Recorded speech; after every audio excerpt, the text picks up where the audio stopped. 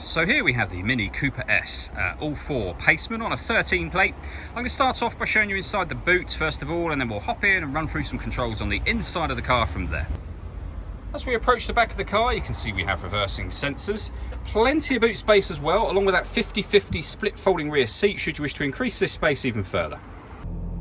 Okay, now that we're inside the car, we're going to start with the dials. We have the rev counter, the digital readout for the speedometer as well, and the total mass of the car. They are 43,171. The information displayed above that can be changed by pressing a button on the end of the indicator stalk for various bits of trip computer and fuel economy, car information. And to the right of that, you can see what gear this car is in. It's an automatic, so we're in park at the moment. We back out to the steering wheel. On the left-hand side, we have stereo and phone controls, and over on the right-hand side, cruise control. These paddles will enable you to change up and down a gear on both panels. So they push forwards and they pull backwards, depending on what gear, whether you want to go up a gear or down a gear. And again, it's the same on both sides. Over in the center, we have the main screen for the car. All of the movement that's done on the screen, all the movement you see me making now, is all being done using the buttons here, mainly this dial. It rotates, it pushes down, it goes up, down, left, right as well, which will become useful within certain menus. So we're on the main menu, for example. If you want to pair your phone, you rotate around to telephone, you push that dial down, and you'll be in the phone menu. We can go back to the home screen.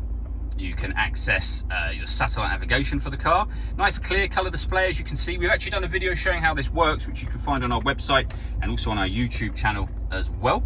And then we have the radio, which we can access from here. And you can see that this car has got AM, FM and DAB radio available. Again, everything I'm doing is being done using the dial and the button that takes you back to the home screen. If you want to listen to your own music, you can do, and there's plenty of ways to do it as well. And they include Bluetooth audio just there. We have auxiliary input and USB input too. We have the fuel gauge just here, as you can see. Working our way down, we have the CD player, the main volume for the stereo, and then climate control. So you can adjust the temperature in the car, the fan speed, and the direction the air is being distributed in. That button turns the air conditioning off in this case, or back on again.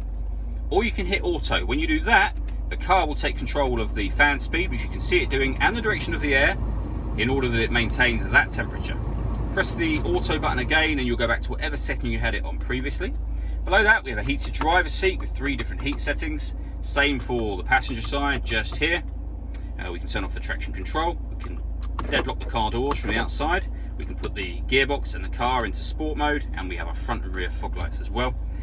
Lastly, we have the gear lever for the fully automatic gearbox, and then an auxiliary and USB input just there.